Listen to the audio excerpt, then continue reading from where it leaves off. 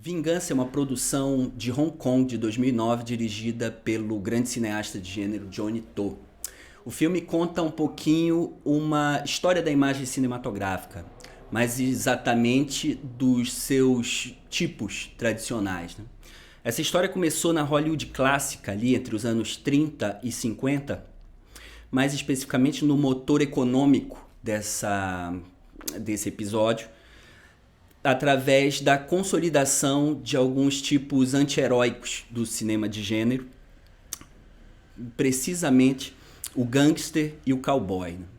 O gangster, ele é um personagem central do filme de gangster, do filme policial e do filme noir, e ele é de alguma forma marcado por um certo impulso que o direciona para um futuro, ou uma promessa de futuro. Tem sempre alguma coisa no horizonte que lhe diz que existe um porvir depois desse último golpe, e que ele vai poder depor suas armas, e que alguma espécie de redenção idílica aparece no seu horizonte. Essa quase invariavelmente redenção não acontece. No caso do cowboy, existe um certo impulso do passado. O cowboy, uma figura taciturna que chega na cidade de Madeira para resolver um problema e surgido do horizonte, some no horizonte no final do filme. Ele é marcado por uma experiência quase sempre não dita, mas que é sempre revelada a partir do seu silêncio, de que ele talvez tenha vivido um amor em algum momento da sua vida, e que esse idílio redentor de alguma forma se acabou e ele se tornou um espírito errante. De alguma forma, esses anseios humanos, a aventura do espírito humano, seu passado, seu futuro, foi sistematizada e codificada a partir dessas duas figuras, né? Essas duas figuras conseguiram construir, no período, uma imagem que sintetiza, em algum sentido, a aventura de uma humanidade errante, de uma geração uma geração em crise. E essa geração, essa espécie, foi muito bem representada por alguns cineastas chaves nos grandes estúdios hollywoodianos. Uma coisa importante para os dois é que essa promessa de futuro e essa lembrança do passado, ela se espelha, sobretudo, através dos olhos dos atores, né? Através da maneira como eles contemplam o vazio, a maneira como eles observam as coisas ao redor, a maneira distanciada com que eles se relacionam com o drama. E isso, de alguma forma, fez a cabeça de uma geração cinéfila, né? Sendo gêneros essencialmente americanos, eles encontraram eco numa juventude europeia que observava aquele mundo com a admiração da descoberta. Existe uma primeira geração cinéfila e uma primeira geração de cineastas e cinéfilos que se voltará, a partir da Europa, para esses mitos americanos, recontando essas histórias e reescrevendo esse personagem. Dessa geração a gente pode destacar aqui, e esses são dois nomes importantes para o cinema do Johnny To, Sergio Leone na Itália e Jean-Pierre Melville na França, que vão voltar a esse universo, mas assumindo duas atitudes mais ou menos contraditórias. Aquilo que já era secura dramática na atitude do gangster e do cowboy atinge uma espécie de paroxismo. Através da estilização da pose de um Clint Eastwood nos filmes de Sergio Leone, ou de Alain Delon nos filmes de Jean-Pierre Melville, existe um silenciamento radical, um silenciamento mais mais exagerado em algum sentido enfim, do universo dramático pessoal dos personagens. E também, em algum sentido, com a consciência de que tudo já foi dito sobre o gangster e que tudo já foi dito sobre o cowboy. Que a gente não precisa voltar. A pura aparição de um cowboy ou a pura aparição de um gangster em cena já carregava uma história amplamente conhecida. Algo que estava fresco na memória dos frequentadores de cinema, que foram esses cineastas e que é o seu público. E ao mesmo tempo uma hiperestilização, no sentido do trabalho com o tempo, na distorção do instante, na espécie de intensificação dos sentidos dramáticos, do suspense. Quando a gente pensa, por exemplo, nos heists do filme policier dos polares franceses, ou os duelos dos filmes de Sergio Leone, existe um tempo que é um tempo distorcido, um tempo ralentado, um tempo que é da ação pura, mas acrescido de uma certa colher de patos.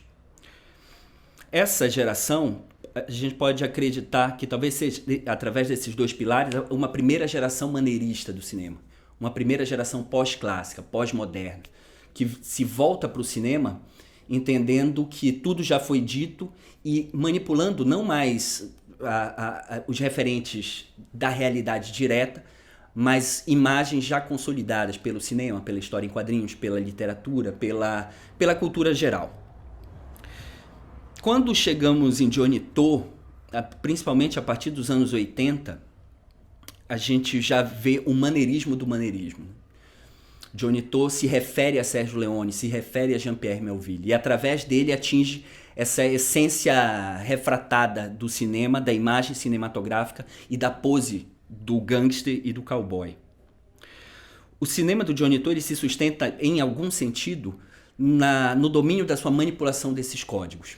Quem são os gangsters? Quem são esses heróis solitários, mobilizados por uma espécie de honra que, de alguma forma, faz com que pactos sejam estabelecidos e quebrados no seu desenvolvimento dramático.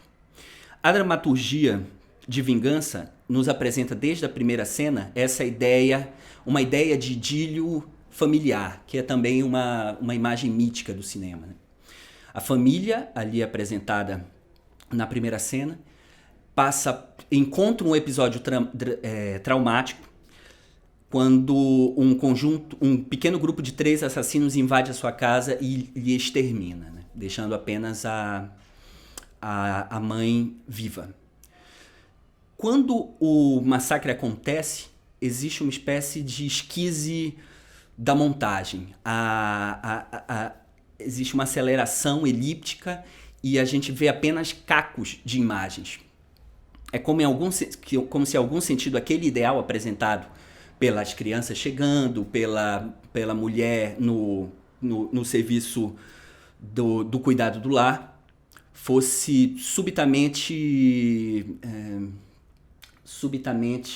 despedaçada, desconstruída, né? Deformada.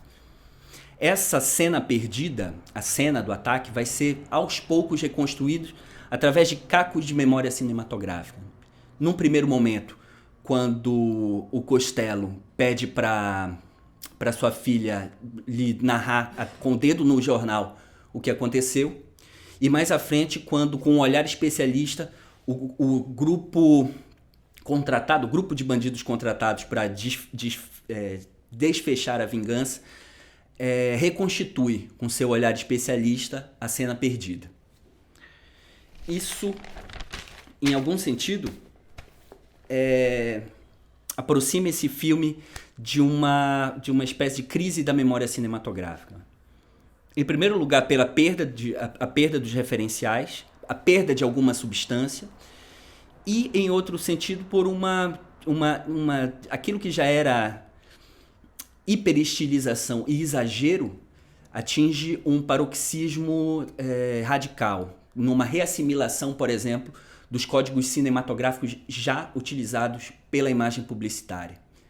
O filme flerta, em algum sentido, com um tipo de classe que não é mais apenas a classe do cinema, mas é a classe da propaganda de relógio ou da propaganda de perfume. É um tipo de jogo, de fluidez, de beleza, que recupera alguma coisa que a publicidade havia sequestrado do cinema, né? E reencontra ali a sua forma. A cena se reconstitui e nesse processo nos é apresentado um personagem central, né? Que é o Costello, que eu já havia mencionado. O Costello de Vingança é, em algum sentido, uma reaparição do Costello de O Samurai, de Jean-Pierre Melville. É como se, através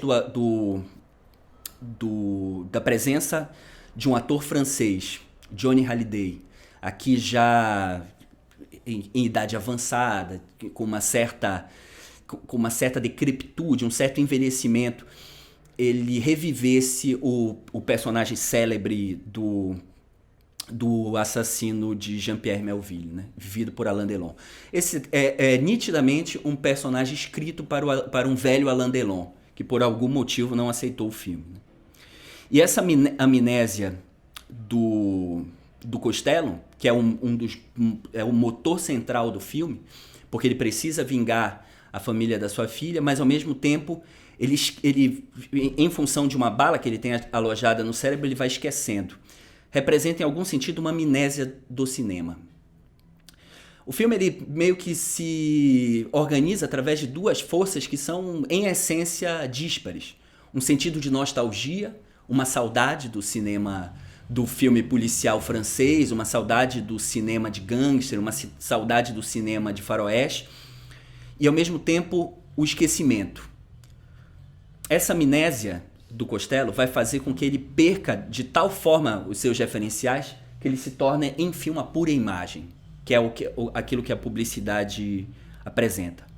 Mas não sem antes passar, em algum sentido, a chama da sua essência de uma geração a outra, né? Isso se constrói a partir de um pacto muito silencioso de irmandade e de cumplicidade.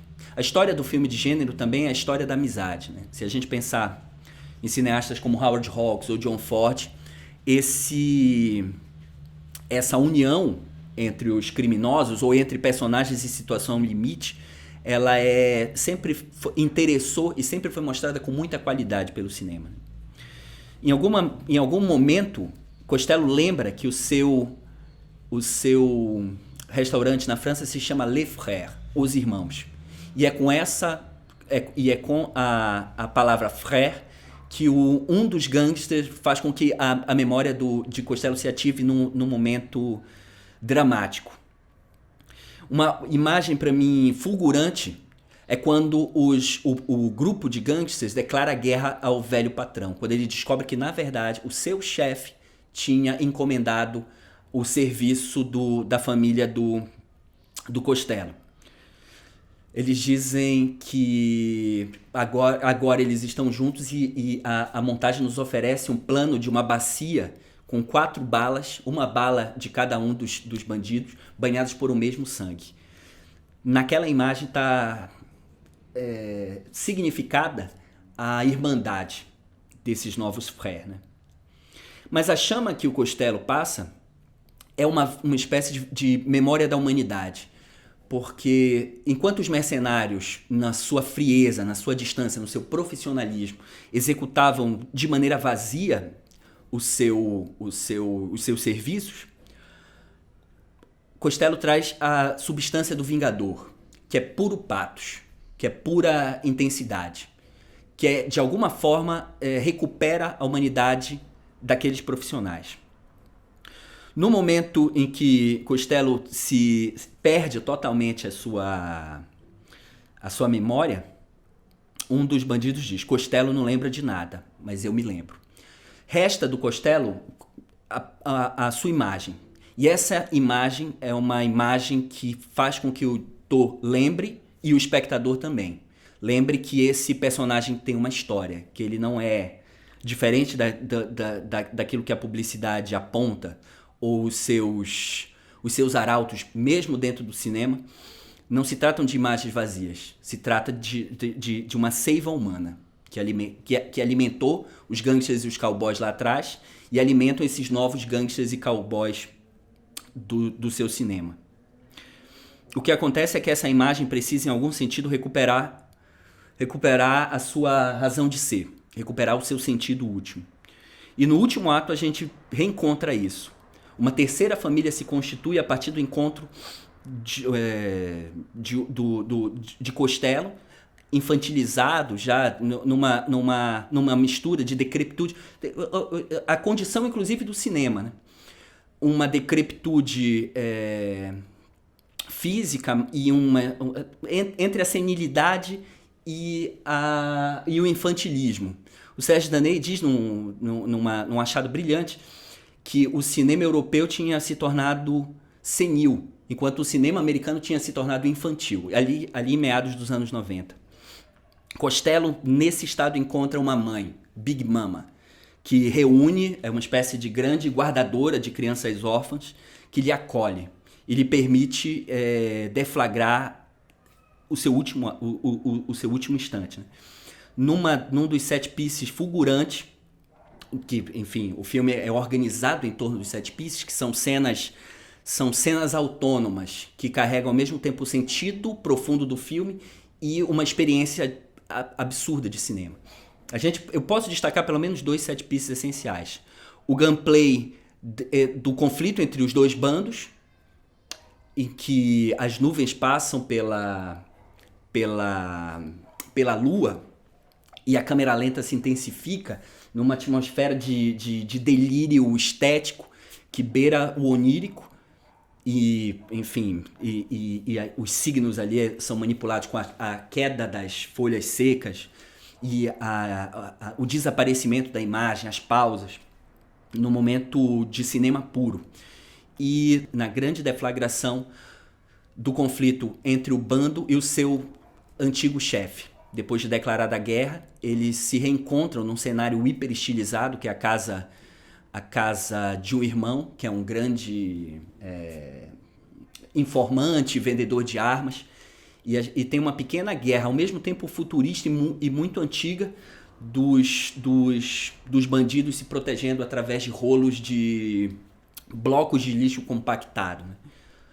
Numa chuva em câmera lenta de retalhos de papel. Nessa penúltima cena,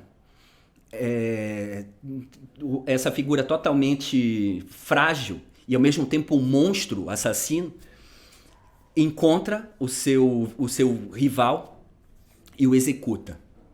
Quando Costello elimina o grande chefe, o Sr. Fung, ele respira. E nesse respiro ele pode talvez recomeçar, né? A cena seguinte mostra na casa da Big Mama, na beira da praia, Costello e as crianças comendo e rindo. O riso de Costello é uma espécie de retorno à infância, de que ele pode talvez recomeçar, talvez a porta que se fecha, por exemplo, atrás do John Wayne, Rastro de Ódio, como disse um grande amigo meu chamado Marcelo Marrá, ela pode ser aberta e aquele deserto pode prometer novas aventuras, né? Esse recomeço para o Costello, através da sua respiração, através do seu riso, é também uma promessa de recomeço para o cinema. Um cinema que já destituído da sua essência, mas que, através da sua imagem, nos permite acessá-la.